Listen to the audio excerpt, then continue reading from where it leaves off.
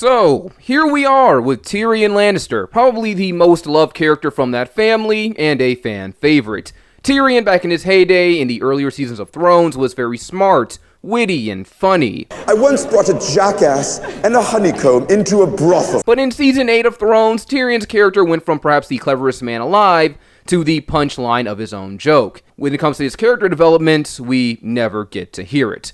But I'm not here to talk about how they assassinated the character of Tyrion Lannister in the show, especially with how he took such a departure from his book counterpart. Not that it really matters, because the departure we're going to do today will be much bigger than that. And so will Tyrion. Tyrion Lannister, despite being a fan favorite among the audience and fandom of Thrones, was not a fan favorite in the kingdoms of Westeros. Due to his dwarfism, Tyrion was always looked down on by the people of Westeros, and none more so than his own family, with the exception of Jaime. I'm pretty sure Tyrion is the one person he loved more than Cersei. Meanwhile, Cersei and Tywin hate him with a passion, primarily for the death of his mother Joanna, but as already stated, for being a dwarf more than anything.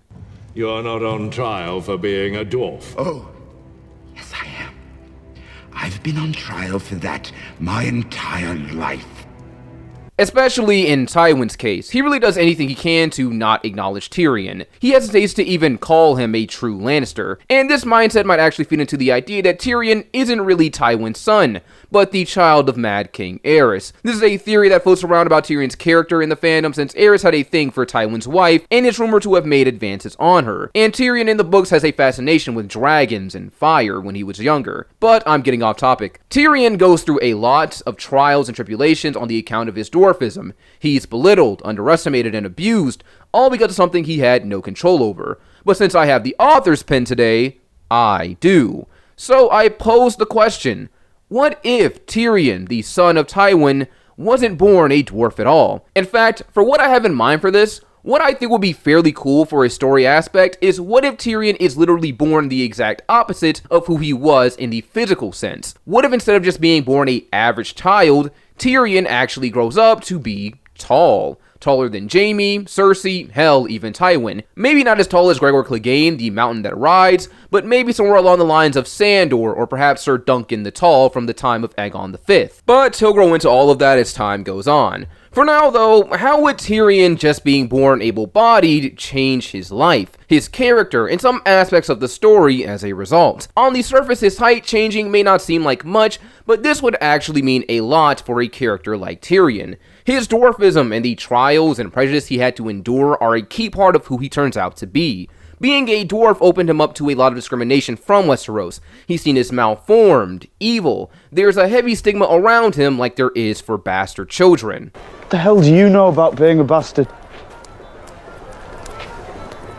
All dwarves are bastards in their father's eyes. This stigma from the world and his own family plays into why he's so vindictive and hateful at times, and also plays into why Tyrion is so smart. Because he's not able-bodied like most people, a lot of his time is spent compensating for what he lacks. Because he can't wield a sword like Jaime, or charm people with his looks like Cersei, he sharpens his mind so he can get ahead. And I believe that this will be the first major change to Tyrion Lannister down the road. He would not be as smart or witty like he was before, because the conditions of his survival would be entirely different. Now, of course, when I see people bring up Tyrion not being born a dwarf, I feel like there's this common misconception that he's going to be the perfect heir to Tywin. He will be able to wield a sword, maybe or maybe not as good as Jaime, but having his father's mind might make up for it. Now, since this is a what if, technically anything could happen since this is an alternate history, and nothing is guaranteed to go the same or go a certain way, so he could be as smart as Tywin and maybe as good as Jaime. But I feel like this doesn't make much sense when attacking it from a point of view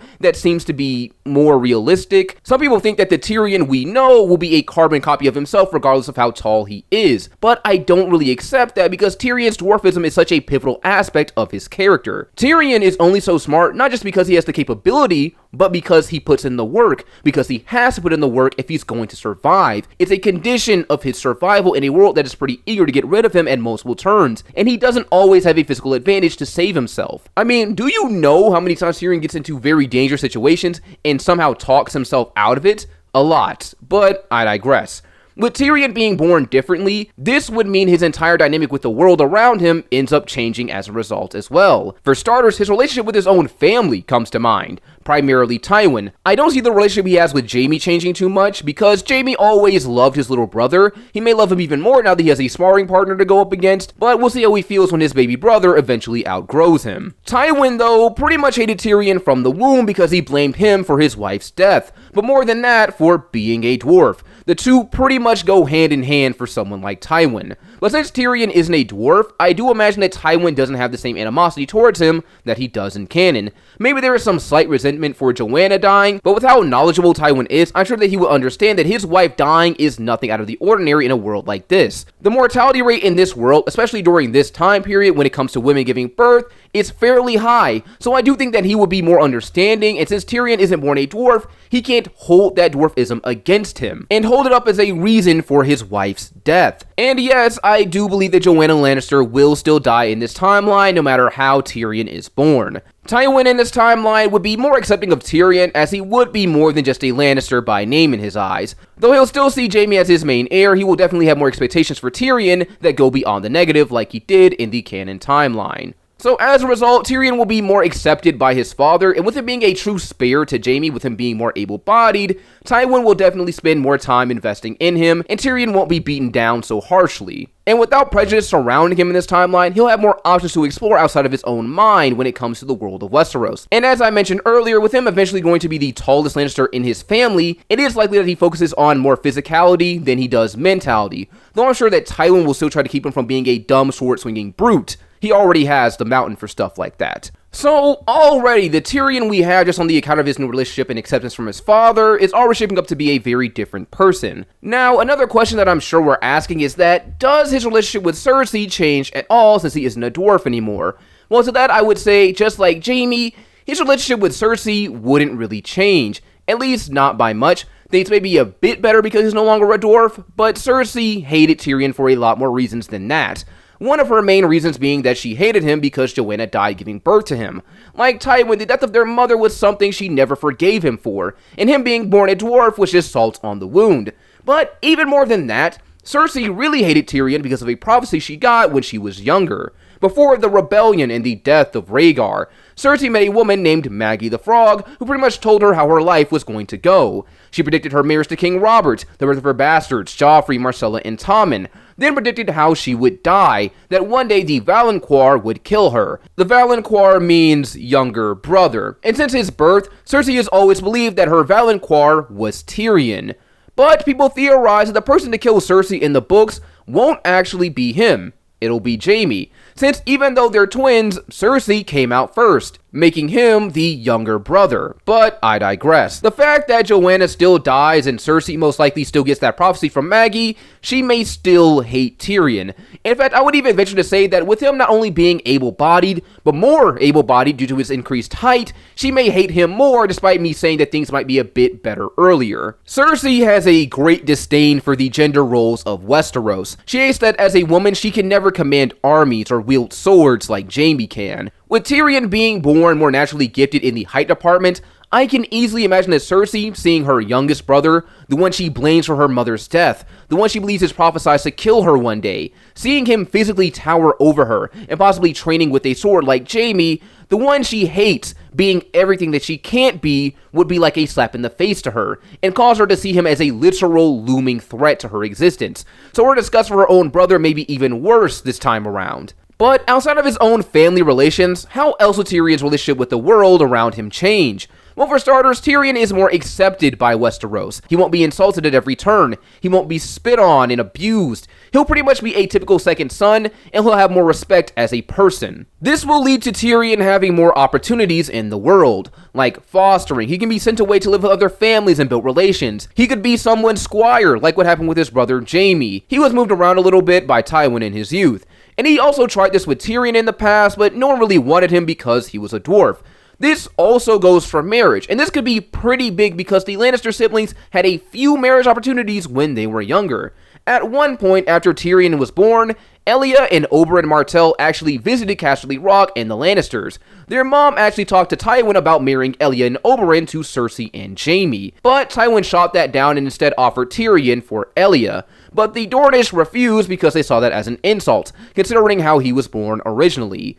But in this new timeline, with him not being born that way, if Tywin still refuses Cersei and Jaime and offers Tyrion, there is an actual possibility that maybe Tyrion ends up married to Elia Martell. This could be big because it could prevent the rebellion depending on who Rhaegar gets as a wife. One of the main reasons he pursued Lyanna in canon is likely because Elia had difficulty giving birth to children. Now, unless he's really sold on the whole ice and fire part of the prophecy, maybe whoever he has as a wife, considering that they have no problems bearing children, will be enough to deter him from running off with another woman and starting a war. Or maybe he still wants that prophecy baby and the rebellion still happens regardless.